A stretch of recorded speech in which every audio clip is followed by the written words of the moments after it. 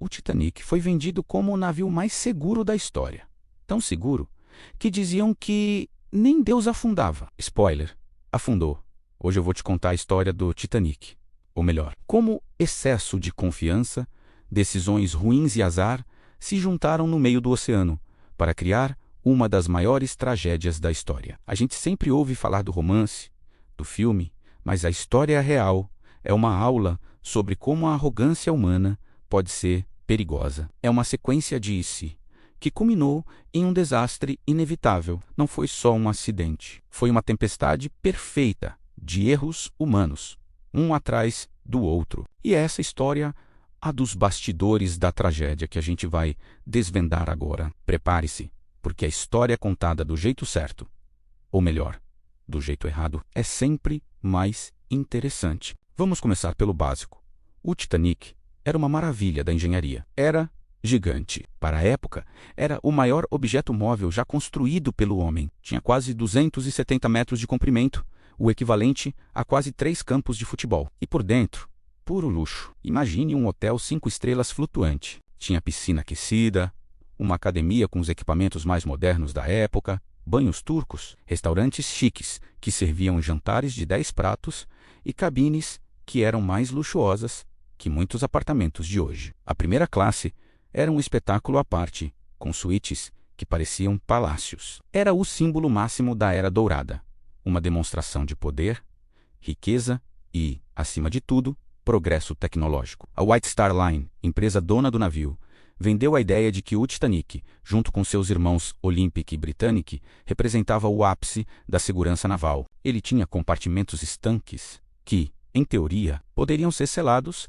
se houvesse um vazamento, impedindo que o navio afundasse. A confiança era tão grande que a publicidade em torno dele o chamava de praticamente inafundável. A palavra praticamente foi convenientemente esquecida por muita gente. O problema é que quando você acredita demais na sua própria propaganda, começa a tomar decisões ruins. E a confiança a bordo do Titanic era maior que o próprio navio. O erro, na verdade, começa muito antes de um navio sequer zarpar. Vamos falar sobre os botes salva-vidas. O projeto original do Titanic previa espaço para 64 botes, o que seria suficiente para todas as pessoas a bordo. Mas, na reta final da construção, os projetistas decidiram reduzir esse número para apenas 20. Por quê? 2 motivos.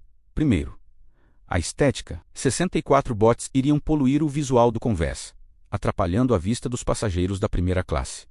Segundo, e mais importante, a confiança. A legislação da época era ultrapassada. Exigia botes com base na tonelagem do navio, não no número de passageiros. O Titanic cumpria a lei com folga, mesmo com apenas 20 botes. A mentalidade era: para que tantos botes, se este navio não afunda? Eles eram vistos mais como um item para resgatar passageiros de outros navios em perigo do que para salvar a própria tripulação e passageiros. Ninguém, em sã consciência, imaginava um cenário onde o Titanic precisaria ser evacuado. Essa decisão, tomada em nome da beleza e baseada em uma arrogância cega, selou o destino de mais de 1.500 pessoas antes mesmo de elas embarcarem. É a prova de que, quando você confia demais, o universo costuma cobrar a conta de um jeito bem cruel. O navio partiu de Southampton em 10 de abril de 1912.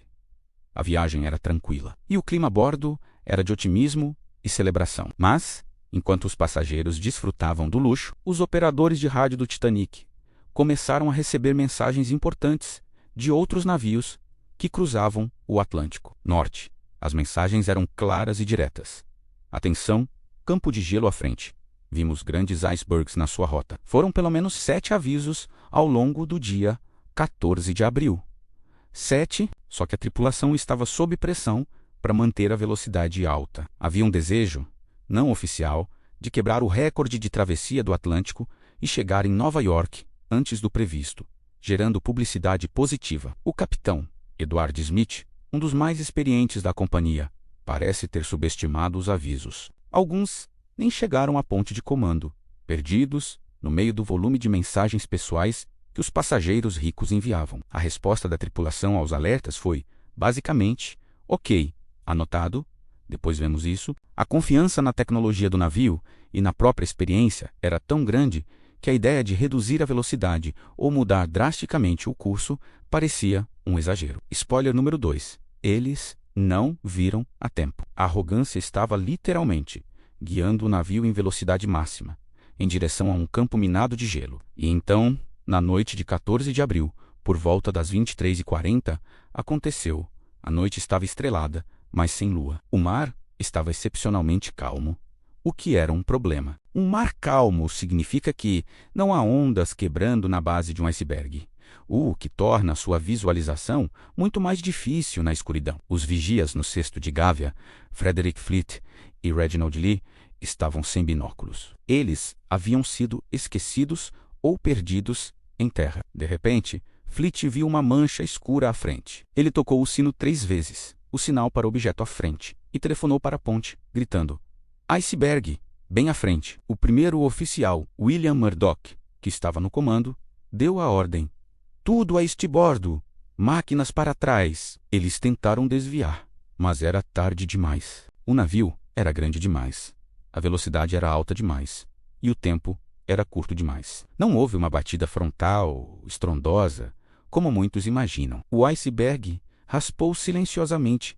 ao longo do casco do navio, abaixo da linha d'água. Foi um rasgo longo e fatal, que perfurou 6 dos 16 compartimentos estanques. O navio foi projetado para flutuar com até 4 compartimentos inundados. Com 6, o destino estava selado. Foi o tipo de problema que parece pequeno no começo, até que deixa de ser. No início, a maioria dos passageiros e até parte da tripulação não percebeu a gravidade. Muitos sentiram apenas uma leve vibração, como se o navio tivesse passado por cima de algo. Alguns que estavam no convés viram o gelo cair e até brincaram com ele. A banda continuou tocando. A ordem para colocar os coletes solvividas e ir para o convés foi recebida com descrença. Isso não é nada, é só um exercício. Mas aí, a água gelada do Atlântico começou a subir. O navio começou a inclinar para frente. O frio intenso começou a tomar conta do ar e o pânico lentamente começou a se instalar. Foi quando a triste realidade dos botes solvividas veio à tona. Não havia botes para todos. Pior, a tripulação não estava preparada para uma evacuação em larga escala. Não houve treinamento adequado. O resultado foi um caos organizado. A ordem era mulheres e crianças primeiro, mas foi aplicada de forma inconsistente. Em um lado do navio, os oficiais só permitiam mulheres e crianças nos botes. No outro, permitiam homens, se não houvesse mais mulheres por perto. O pânico, a confusão e a falta de preparo fizeram com que muitos botes fossem lançados ao mar com metade da sua capacidade. Saíram praticamente vazios, enquanto centenas de pessoas ficavam para trás, assistindo sua única chance de salvação ir embora. O Titanic levou 2 horas e 40 minutos para afundar, tempo suficiente para o desespero se transformar em resignação. Enquanto a proa afundava cada vez mais, a popa se erguia no ar, expondo as gigantescas hélices. As luzes piscaram e se apagaram, mergulhando o navio na escuridão total. Relatos de sobreviventes descrevem o som assustador do metal se partindo, da mobília se quebrando, dos gritos das pessoas. Por volta das 2h20 da manhã de 15 de abril, o navio finalmente se partiu em 2 e desapareceu sob as ondas geladas. Mais de 1.500 pessoas foram deixadas na água, com uma temperatura de -2 graus Celsius. Nessa condição, a sobrevivência é medida em minutos. O resgate, o navio Carpathia, só chegaria horas depois. Foram horas suficientes para entender uma lição brutal.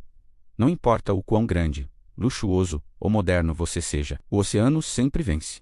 A natureza sempre tem a palavra final. No fim das contas, o Titanic não afundou só por causa de um iceberg. O iceberg foi apenas o golpe final em uma cadeia de erros. Ele afundou por causa do excesso de confiança, da arrogância de acreditar que a tecnologia era infalível. Afundou por causa de decisões erradas, como reduzir o número de botes salva-vidas por estética. E afundou porque avisos cruciais foram ignorados em nome da pressa e da glória. É uma tragédia sobre como pequenas falhas, somadas, podem levar a um desastre monumental. Se você gostou dessa história contada do jeito errado e quer mais análises que vão além do óbvio, se inscreve no canal. Aqui a gente prova que A história tem muito a ensinar, especialmente quando a gente resolve ouvir de verdade. Obrigado por assistir e até a próxima.